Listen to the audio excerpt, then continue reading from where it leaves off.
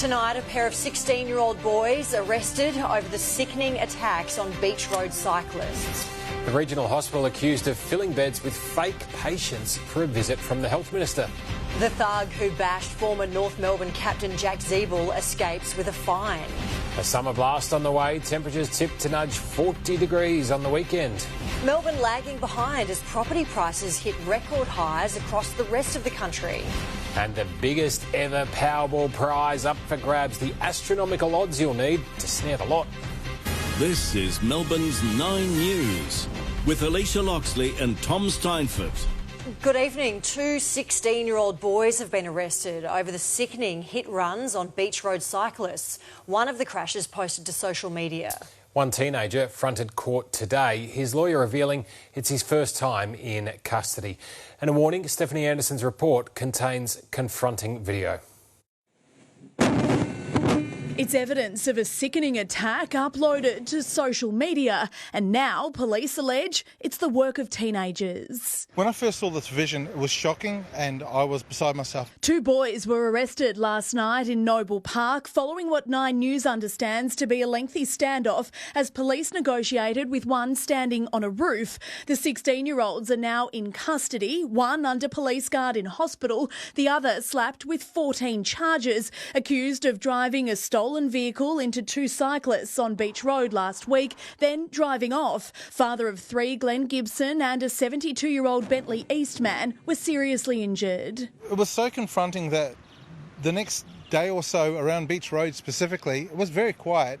No one was getting out. Appearing in a children's court today, the 16-year-old, who we can't legally identify, sat quietly with a black hoodie pulled up around his head. He didn't apply for bail, with the boy's lawyer confirming this is his first time in custody.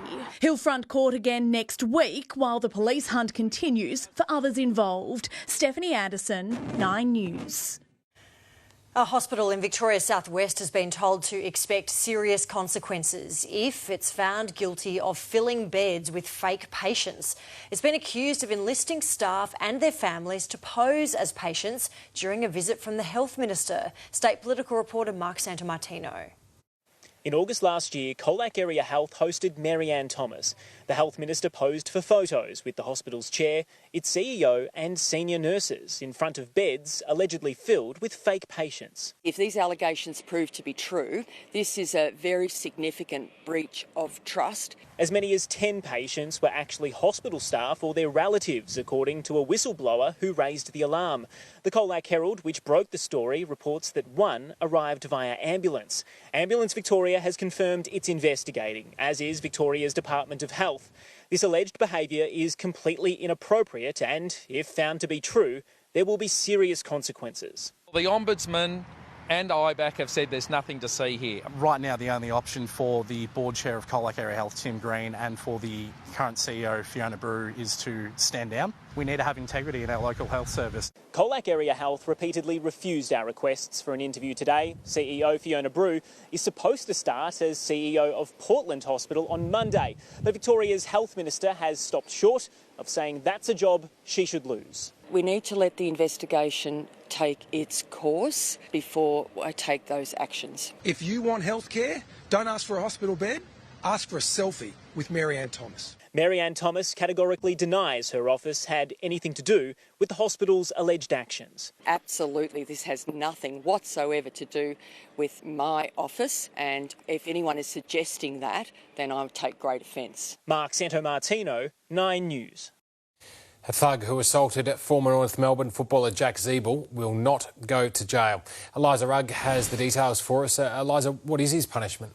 Well, Tom, Ibrahim Balouli was convicted and fined $25,000 by a magistrate who described his behaviour as vile, repugnant and utterly stupid. But ultimately he decided to spare the 21-year-old jail, partly because of his age and partly because of his plea of guilty. Jack Zeeble was out celebrating his retirement at the Osborne rooftop bar in South Yarra with teammates, family and friends in August last year. When the Kangaroo star went outside to check on a friend and you can see there he was set upon by Ibrahim Balouli, who punched him and then kicked him on the ground. Zeeble, we know, was sent to hospital with a broken nose. He actually ended up having to have facial surgery. Now, today he and his wife weren't in court, but they did submit victim impact statements detailing the effect that this attack has had on both of their lives, but they elected not to have those statements read aloud to the court. Tom. Liza Ruck there, thank you. Well, Victorians are being warned to brace for potentially dangerous weather on Sunday with the temperature soaring. Reid Butler is in Southbank for us. Reid, it could be nudging 40 in some parts of the city. Yes, Tom, it'll feel like a shock to the system. It has, of course, been a bit of a non-summer these past few months, but that could be about to change. The Bureau predicting sky-high temps on Sunday. We have had those predictions recently, and they haven't quite eventuated. This time, though, all signs are pointing to those uncomfortable highs, and even the Health Minister has issued a warning. Mid-20s and sunshine, finally a taste of summer, but it's just a warm-up ahead of a scorcher of a Sunday. Could even get close to 40 degrees for our far northern and northeastern suburbs. The warning from the Health Minister, be prepared, especially considering it's been a while since any real heat. Please take the opportunity to check in on neighbours and family. Metro is also bracing for the hot weather. On a really hot day, you can get sagging overhead lines, which can lead to a dewirement or a train getting tangled. That's among the reasons why custom-built rail maintenance vehicle EV120, known affectionately as Evie, patrols the network, making sure everything stays on track. We can then predict it by any kind of little tiny deviations of where it should be, which then would turn into a buckle. With temps nudging 40 in some parts of Melbourne and potentially even hotter in the regions, there is a chance train speeds may need to be lowered on Sunday. The assurance is heat-related disruptions down the line will be dramatically reduced thanks to Evie, and same goes for any delays linked to wet weather. The Bureau says Bayside suburbs will escape the worst of the heat on the weekend, but one of the key concerns lies further afield. The fire risk is dangerous on Sunday, especially in western and northwestern parts of the state, with dry and windy conditions. Reid Butler, 9 News. The Albanese government is pledging more cash in your pocket with inflation falling and tax cuts now on the horizon. But as Charles Croucher reports, the Prime Minister says he won't pressure the Reserve Bank on interest rates. There's been lots of advice for the Reserve Bank lately, but rarely like this. Now that inflation has turned a corner, they should act just as quickly to cut rates as they did to increase rates. Labor Premier Stephen Miles shot from the Sunshine State, leaving Canberra coy. The Reserve Bank of Australia are an independent body and the government doesn't direct them. While rate cuts are off limits, price cuts are expected to be on the way. We need to keep working together to keep those prices coming down. We're expecting to see that over the next 12 months. Pensioners and those on JobSeeker will see their payments rise with routine indexation in March, before the budget in May. In June, a review of minimum wage rates, plus the first predicted interest rate cut, all before tax cuts begin on July 1. It certainly gives us a lot of encouragement. We know that people are still experiencing tough times. Those tough times seeing renters pay more and homeowners slugged through insurance. $20 being given to you under these proposed tax changes, your rent alone going up $150. How will this stage 3 tax cut proposed changes will really alleviate all of those other factors? We're yet to see. With the coalition yet to confirm their position, any debate so far has been between Labor and the Greens, who want to see the changes go even further to give more for low-income earners. We could use that money to increase JobSeeker, so people who are really struggling don't have to skip meals. What we won't be doing is trading across different issues. We're focused on this. Charles Croucher, 9 News. Grieving family and friends have gathered in Dandenong to farewell the 4 victims of the Phillip Island drowning tragedy. As Mimi Becker reports, they came from India for a new life, but their dreams were tragically cut short. A heartbroken family farewells not 1, but 4 loved ones. They were all very young and they just came here for the better future or just to visit me. and in a few seconds we lost everybody. Mother of two, Reema Sondi had been in Melbourne for just 2 weeks. Her nephew, Jagjit Singh, was a dedicated aged care worker and nurse. His 20-year-old sister, Sahani, was studying nursing, while 20-year-old Kirti had moved here just 6 months ago. We're never going to forget them. It's always going to be in our hearts. Today, their families paid tribute. Uncle lost his sister, niece and nephew, and sister-in-law. That's maybe the toughest time of our life. 4 lives cut short after their day trip to Phillip Island ended in tragedy when the tide turned at Forest Caves 8 days ago.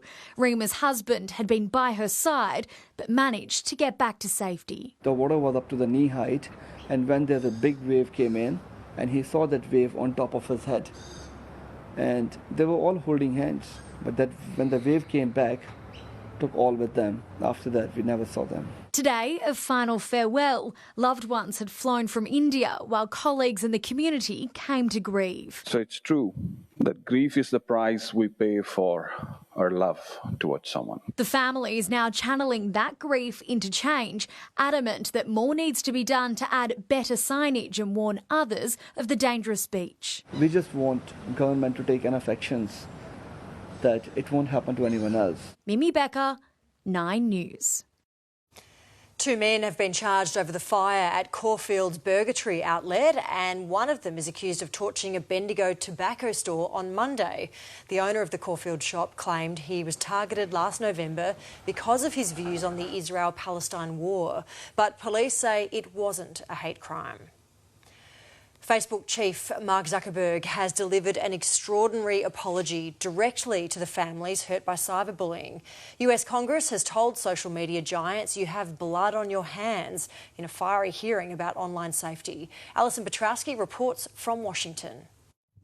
A humbling moment for one of the world's most powerful men. Would you like now to apologise to the victims who have been harmed by your product? Show them the pictures.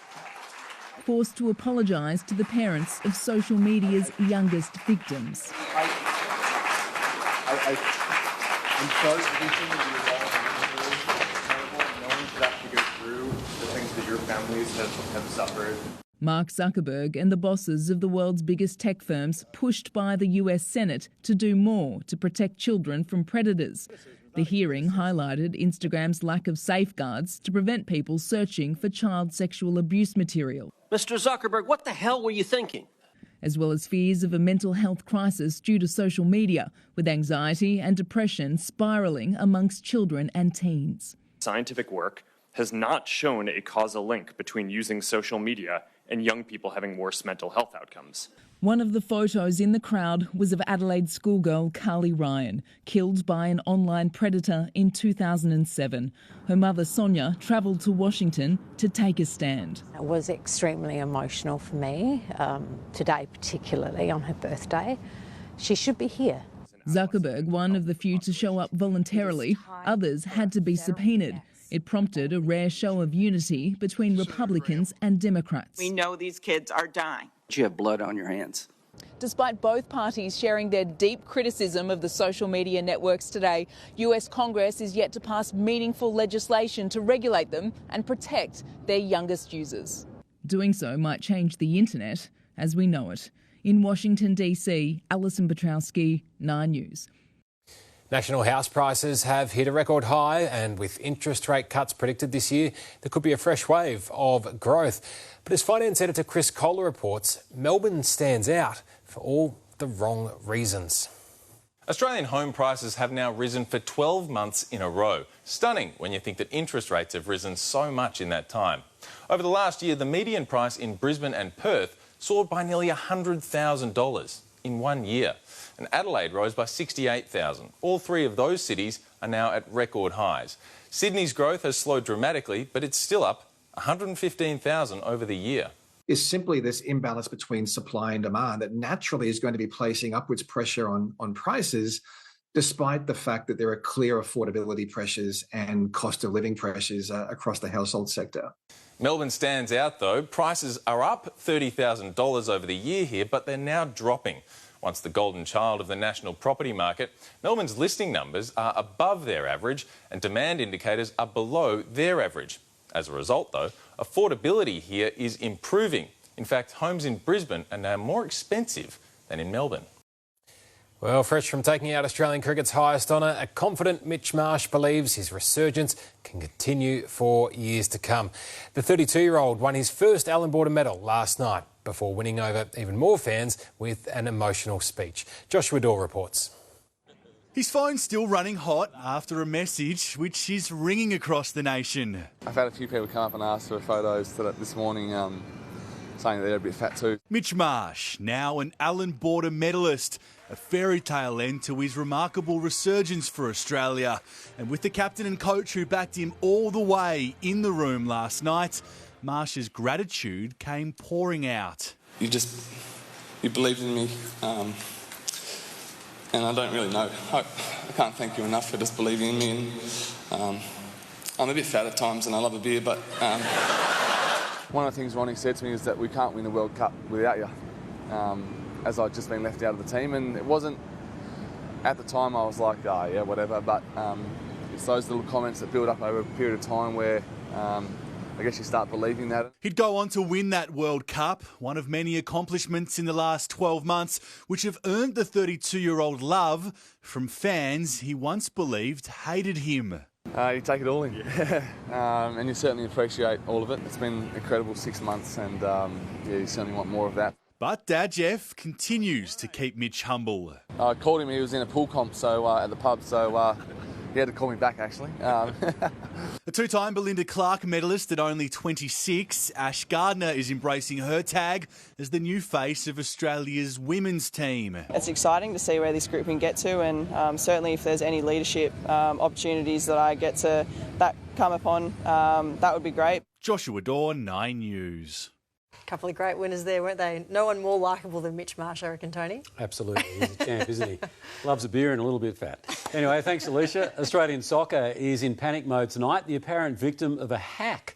Nat Unides is following that story. Nat?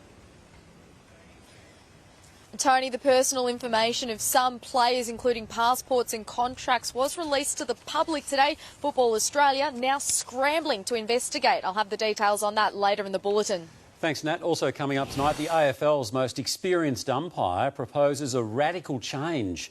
The Dogs' pre-season camp turned sour. We've got news of an injury.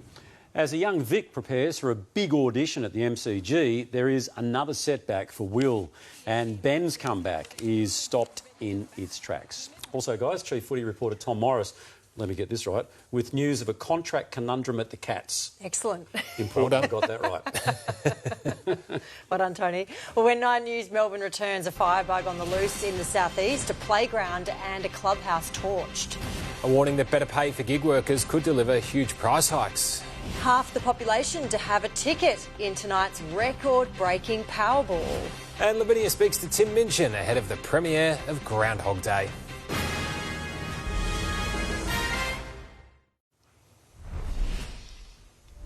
A firebug is on the run after torching a club room and playground equipment in Chelsea this morning. Firefighters were called to Bond Beach Baseball Club around 1:30, finding the front of the building alight. 20 minutes later, a nearby playground was set on fire. A third blaze was then reported in a front garden of a home. The fires are likely linked. The cost of food delivery and rideshare trips could skyrocket by 35% under proposed changes to the gig economy. The union has dismissed the estimates as wild assumptions, but experts warn the price pain could be even worse. Heidi Murphy reports. Plenty of us use one platform or another. Yeah, Uber, Didi. I use Uber Eats and Menure, DoorDash. He used the app and got Uber Eats, and McDonald's came to the pool. But there may be a big sting coming. Price increases could be up to 35%. That's according to analysis commissioned by DoorDash into the proposed legislation that would improve pay and conditions for gig economy riders and drivers. These are conservative assumptions. If anything, the results are likely to be more severe. If correct, the 35% more would mean getting a medium cheeseburger meal delivered jumping from $17 to $23, while a late morning rideshare trip from the airport into the city moving from $70 to $95. If prices went up by 35%, what would you do? Not do it anymore. Yeah, no. Well, it's convenience. I guess, pay that little bit extra. No, that's crazy. Consumers could spend about $1 billion less a year. These are wild assumptions. They're wrong. Describing them as a last-ditch scare campaign. The time for deliberation is over. The time to protect workers is here. Federal Labor has been attempting to introduce entitlements for gig workers for some time now. The legislation will be back before Parliament next week, and the union believes there's widespread support for the change. If you're asked, you pay a little bit more to make sure that the worker that is safe, is properly paid. Most Australians would say yes. Heidi Murphy, 9 News. Children and police officers are among 9 people injured after a corrosive substance was thrown at them by a man in London. Police are still hunting for the suspect who initially attacked 2 children and their mother. He then turned on members of the public and officers who tried to help. Russia and Ukraine have exchanged captured soldiers for the first time since the Kremlin claimed 65 Ukrainian prisoners of war were killed in a plane crash. Russia's military says each side swapped 195 soldiers. Kyiv says 207 Ukrainians were returned. The biggest lottery prize in Australian history is up for grabs tonight, with the Powerball jackpot sitting at $200 million. But as Alex Heinke reports, to scoop that ultimate win, you'll need extraordinary good luck. Hard to walk past a $200 million dream, and from the outside looking in, it seems so simple. Buy a ticket and you're a chance. But with an expected 13 million Aussies lining up for the same record-breaking dream, chances are the numbers aren't on your side. What would you do with $200 million? Bit of investing, maybe go on a trip, I don't know. You wouldn't get a haircut? Nah, I like it the way it is. If you're dreaming bigger than a mullet, how about a 31-hectare private island in Victoria for $150 million? Or maybe something a little more modest with a price guide of $70 million, this 5-bedroom, 6-bathroom mansion in Sydney's Darling Point includes a harbourside infinity pool. Oh, of course. Time to stop dreaming and figure out how to win with a mathematical mastermind. The odds of getting the winning numbers in the one game is about 1 in 134 million. OK, not ideal, but surely there's a chance. If you think you're going to make money, forget it.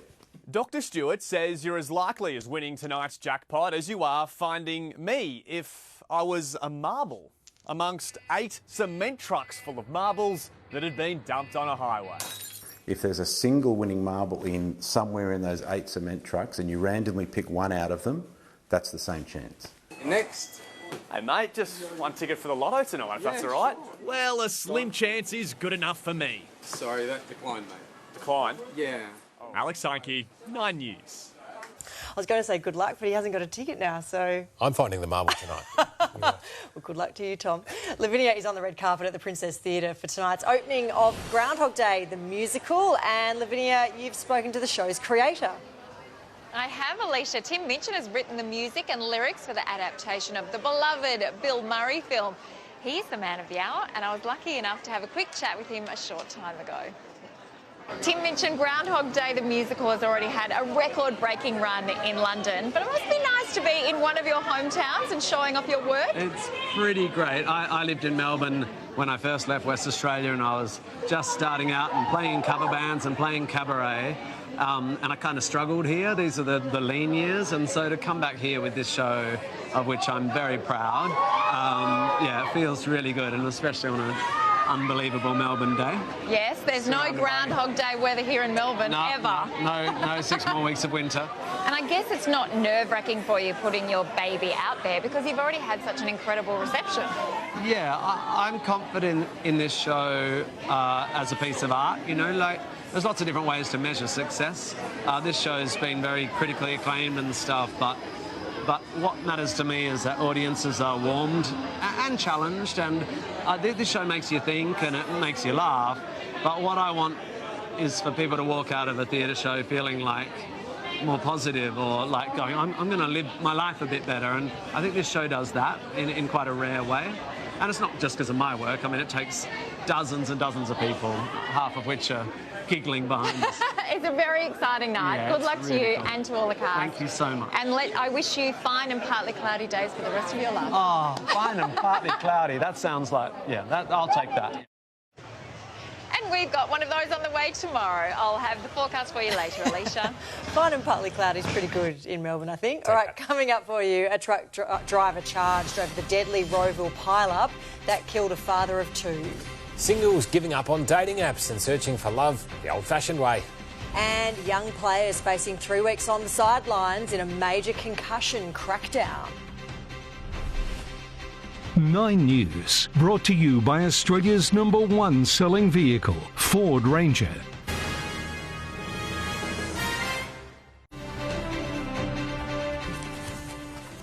Police have charged a 27-year-old man over a crash in Rowville that killed a father of 3. The truck driver allegedly ran a red light before colliding with a grey Kia last month. He also smashed into another 2 cars and crushed a power pole that then fell onto a vehicle. The Dandenong man is due in court tomorrow. The decision to secretly dismantle and bury Australia's entire fleet of Taipan helicopters is continuing to baffle experts. 9 News can reveal Ukraine first asked for the aircraft before our Defence Force started pulling them apart. National Affairs Editor Andrew Probyn. Once a prized air carrier for Army and Special Forces, Australia's billion-dollar fleet of Taipan helicopters is being unceremoniously stripped and disassembled, destined for secret burial. It's a really strange decision which a lot of people are struggling to understand. It defies logic in a whole range of areas. The Taipans were retired following a crash in Queensland last July that killed 4 military personnel. But Ukraine registered interest in them through Liberal Senator David Fawcett at a NATO conference in Copenhagen in October, before Defence began disassembling the choppers. It's something that should have always been considered when options were being looked at as to how the aircraft would be disposed of. Ukraine's official request came in December, to no avail. It's a missed opportunity as of now. The Ukrainian ambassador Vasyl Miroshnichenko says while his country's very grateful for Australia's support so far, the Taipans would have been used to evacuate injured troops from the front line, despite Defence's concerns about their airworthiness. When we have this massive Russian army out there hammering Ukraine, I mean, the total risk profile and understanding of risk is different, right? They're a good helicopter for the sort of utility role that Ukraine needs them for. Defence saying it's not feasible to return the aircraft to operational state, given the costs, time and technical resources would be significant. My understanding is that there's potentially a dozen or even up to 20 that could feasibly be restored. 9 News found some of them in this Townsville hangar, where the Taipans are being taken apart.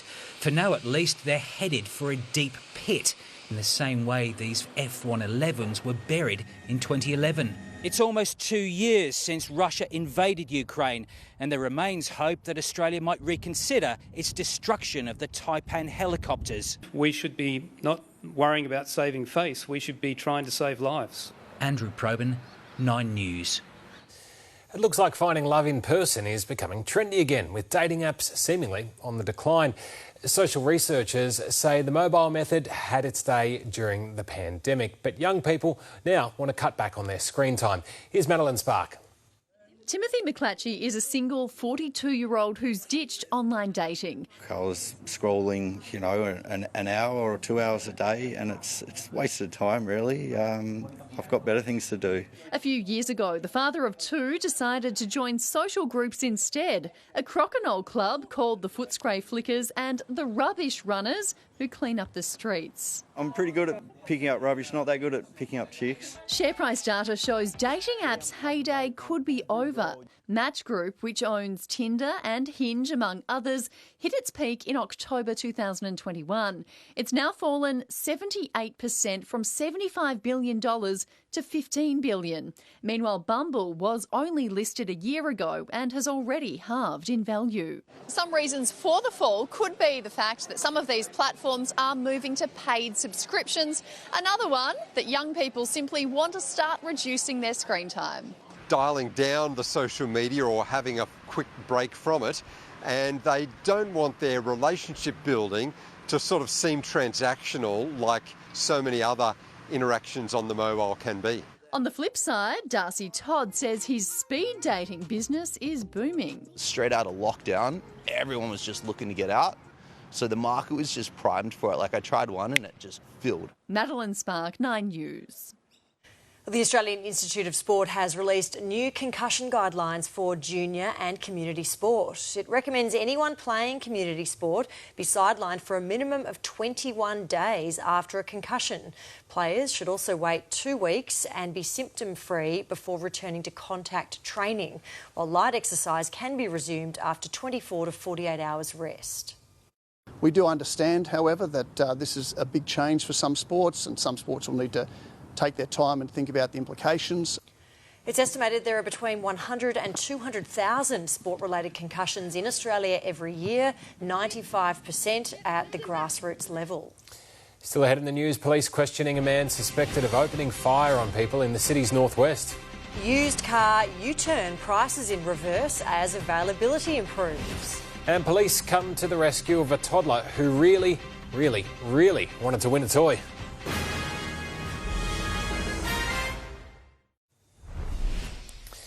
A man is accused of opening fire on a group of people and a vehicle at Hillside in the city's northwest. Police say shots were fired on Canmore Street about 10 o'clock last night. A 23-year-old man was arrested on neighbouring Keswick Drive this morning. Nobody was hurt in the shooting. Positive signs for anyone looking to drive away a bargain, with used car prices falling significantly. And experts tip they'll keep heading downwards, as Erin Ramsey explains. There was an influx of new vehicles into Australia in March last year after pandemic supply issues were resolved, and the price of used cars has been dropping ever since, as much as 1.5% each month, with 2.1 million sold last year. Used cars are now on average selling for 67% of their original value, down from a high of 75%. Sales peaked at more than 300,000 in July, up 24% from January. Toyota leading the charge with 16.3% market share, followed by Mazda and Ford. Ford Ranger came out as the top-selling vehicle, overtaking the Toyota Hilux. The Toyota Corolla, Mazda 3 and Hyundai i30 also in demand. We expect that those types of vehicles, bread and butter cars, in used will be the most popular and in line with household incomes. With prices on used vehicles on a downward trajectory, experts believe the trend will continue through the first half of 2024. Checking money matters now. After hitting a record high yesterday, the ASX tumbled today. Finance editor Chris Kohler. The 8-day winning streak ended emphatically today. The ASX down 1.2% or 92 points. Investors deciding yesterday's new record high for the index was a good reason to take some profit and back off a bit. All major sectors were lower, showing how quickly the tide can turn, with the banks and miners down sharply. And the Aussie dollar is sitting at 2-week lows tonight, buying 65.5 US cents and less than 61 euro cents. It's hard enough to snag a prize from a skill tester, but a squirming toddler was an extra challenge for rescuers. Police were called to a Brisbane shopping centre to extract the boy, who'd managed to climb in through the prize chute. More from Lily Greer. In our criminal justice system, police are called to rescue Queenslanders in their time of need. Sometimes that involves an arcade game and one very determined child. This is Ethan's story. It's past 7 p.m. and the 3-year-old's parents don't quite know what to do. Ethan's trapped in a prison of his own making, one packed full of plush toys, climbing into a claw machine at a shopping centre south of Brisbane. I was about 2 metres away from him and he was in that machine and up it in a matter of seconds. He just stood up and he just jumped straight on top of all the toys, thinking he was king of the mountain. He can't, or won't, get out. Glass? Perfect. Glass. He doesn't look too worried, but police are called in, quickly hatching a rescue plan. The sign says 2 plays for $5, but officers aren't playing games. He goes to that back corner. Yep. It's bigger tab than this one here. Ethan, cover your eyes, hide. The toddler takes cover and, lifted out by police, handed over to his parents who've scored the ultimate prize, Ethan's safety. You won a prize. Which one do you want? Ethan was just ecstatic that the police came. He loves the police. All up, Ethan was inside the machine for around an hour, remaining calm the entire time. He didn't get to take a toy home though, did you? No. His parents want to discourage him from climbing into any more machines. That was silly, wasn't it? Yeah. I'm not doing them. I'm not. As for the message for parents from police... Beware the gumball machine. Lily Greer, 9 News. Law and Order. I've seen it all. That's amazing. All right. You should do this. Let's check in on sport. Tony, what's happening? Well, not as much as what's happening in Queensland, I can tell you that much. Wow. Anyway, coming up tonight, why the Cats face a year of contract talks. The AFL's top umpire proposes a captain's call. He'll explain why. Soccer chiefs scrambling to assess a hack, players and fans' potential targets. And another injury puts the brakes on Ben.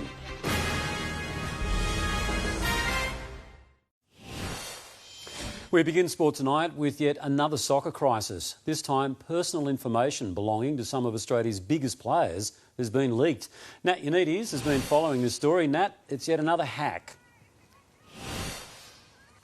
Yeah, Tony, this breach has affected both players and fans. Some of the personal information that was released to the public today include player contracts and passports, plus details used by fans to book tickets. Now, at this stage, it's unclear the exact number of people who have been affected by this breach, but Football Australia says it has rectified the issue. Now, in a statement released by the governing body earlier today, Football Australia said that Football Australia is aware of reports of a possible data breach and is investigating the matter as a priority. We will keep our stakeholders updated as we establish more details. Now, it's still unclear exactly what has caused this, whether it is a cyber attack or whether it just comes down to human error. Tony. All right, thanks for that. Nat. Football now, and Geelong's list management team faces some big decisions this season with no fewer than 15 players coming out of contract. Chief Football reporter Tom Morris joins us. Tom, who are they? Yeah, Tony, and footy boss Andrew Mackey has plenty on his plate, an ageing list and also a young star that plenty of clubs would love to sign. All up, 13 free agents are on their list, including Tom Hawkins, Paddy Dangerfield, Mitch Duncan. We can't see them playing for any other clubs. But Zach Guthrie's also out of contract. He finished fourth in last year's best and fairest. Tyson Stengel is only a free agent because he was delisted at Adelaide a couple of years ago. But the most attractive available player at Geelong is clearly Max Holmes. Now, clubs such as Collingwood were lining up for him last year. They'll do so again this year. And the Cats would re-sign him tomorrow if they could. But this will likely drag out until the second half of the season. And no doubt his manager, Tom Seckel from Hemisphere, will be fielding lots of calls on Max Holmes. He's one to watch very closely, as are the Cats. We've been saying they're going to fall off a cliff for a number of years. Will it be 2024? We'll have to wait and see. Max Holmes is the player that clubs would love to have, Tony. All right, Tom Morris with that report. Still on footy, and the game's most experienced umpire has weighed into the debate over a send-off rule. Brett Rosary believes any such introduction would be fraught with danger, but he has thrown up the idea of a captain's call. Braden Ingram explains. It was one of footy's most divisive moments, and while the Maynard-Brayshaw clash had many seeing red, the league's top umpire is emphatic when talk turns to the idea of a red card. Definitely not a fan for a send-off, so I'm definitely don't want to add that to the complex nature of our job. There are moments in games that I think I see clearly and then I look back on replay and they're slightly different. So in that heat of the moment. With 508 games and 9 grand finals under his belt, Brett Roseberry has seen it all. But there is one change that takes his fancy. The introduction of a captain's challenge, just like that in cricket and rugby league, in the hope it would avoid mistakes such as the one that cruelled Adelaide's finals hopes last year. I'm not opposed to maybe one captain's call or something like that if you wanted to add some theatre to the game late in the game. The Dogs ramped things up at their pre-season camp on the Sunshine Coast, but Jack McRae will be sidelined for the next fortnight after suffering a low-grade hamstring strain. And after a tough few years with injury, Fremantle's Nat Fyfe is back training exclusively in the midfield, with hype building around the Brownlow medalist. The way he's gone about it this pre-season is it's really exciting to be around. Like, he seems to be back to the Fyfey of old. Braden Ingram, 9 News. Well, Ballarat has had a long history of producing champions. Think Lockett, Frawley, Moneghetti. Now, Matt Short has the chance to join that list. At the MCG tomorrow, Short will audition to become Australia's white ball opener. But as Joshua Dorr reports, his Victorian teammate, Will Pukowski, has suffered yet another setback. The stands might not be heaving, but this Ballarat boy won't be short of support. My manager, Zach Whelan, he's sorted out a box for, I think, about 15 people. And then, plenty of tickets on top of that in the crowd.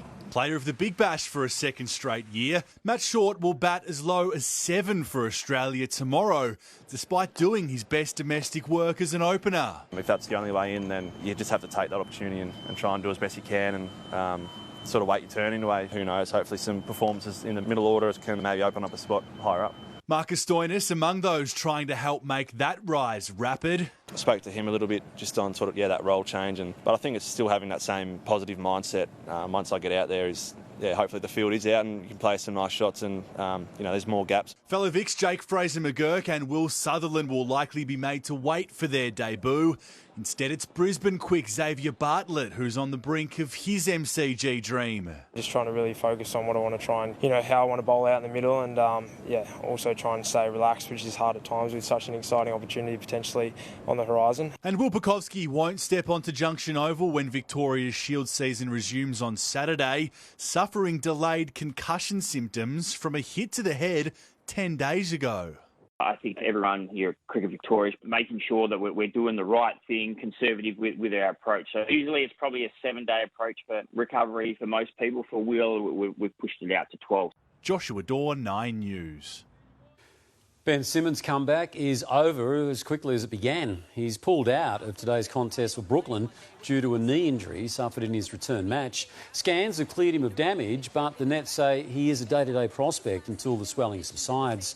Back home, both Melbourne sides tried to play friendly today before reigniting their NBL rivalry in Saturday night's derby. There's obviously a little bit more added pressure maybe, but also just a little bit more intensity as well. So it's something we're looking forward to, but more just being in front of the home fans again as well.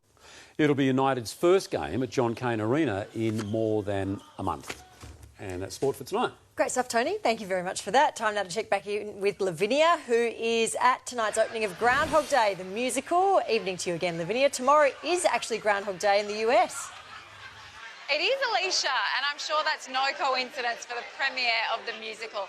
There's no groundhogs here in Melbourne, but if there were, Punxsutawney Phil could expect to see his shadow with plenty more summer sunshine on the way. I'll have the Friday forecast along with the latest on our hot weekend next.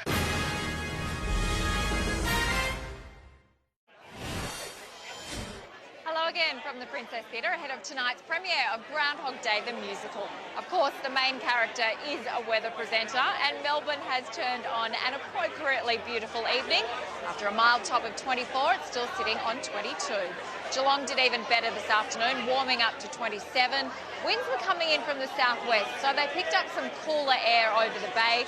It was cooler in eastern suburbs. Frankston only reached 23, Moorabbin 24. Most spots in the state's south recorded maximums of 23 to 25 degrees, but once again it's been much warmer through the north with maximums of 33 and 34 along the Murray. Tomorrow, a high-pressure system sitting over the Bight will direct southwesterly winds across Victoria. It's going to be slightly cooler than today through southern parts of the state. But that high will start to send in warmer northerlies on Saturday, and that will be the nicer day of the weekend. It'll be even hotter on Sunday and extremely windy as a cool change closes in. The Mallee and Wimmera district are likely to be under extreme fire danger ratings, and total fire bans are also expected to be in place. But it's Perth that's feeling the heat right now. 42 yesterday, 43 today, a top of 37 tomorrow. Brisbane 33, Sydney 28. Back home, southern parts of the state will be cool again, and there's also likely to be a few isolated showers, mostly likely along the southwest coast, Phillip Island and the Yarra Ranges. But it'll be another sunny and warm day in the north, and once again, most spots should reach the low to mid-30s. Here in Melbourne, there'll be some cloud about in the early morning, then mostly sunny skies and maximums of 22 and 23. Geelong also has a lovely mild summer's day ahead with a top of 23. The city should drop to 16, then just 21 in the afternoon. Then summer is out in full force over the weekend, a 10-degree jump on Saturday, 31 degrees. 34 on Sunday with gusty northerly winds ahead of a cool change, and the timing of that change will determine exactly how hot it will get. It should reach the city in the early afternoon, and that should cap the mercury at 34. But northern suburbs are expected to reach 36 and 37. Then a few cool days to recover, a top of just 22 on Monday with a chance of a shower, cloudy and 22 again on Tuesday, a few breaks of sunshine and 21 on Wednesday, and a cloudy start to Thursday, then a top of 22. Now, Groundhog Day the musical runs until early April, and one thing I can promise you is that this weather presenter won't be singing anytime soon, Alicia and Tom. Oh, come on, Livo, maybe one time. No, that's a firm no. And that is 9 News this Thursday. Ali is up next with the current affair. We hope you have a great evening from all of us. Good night.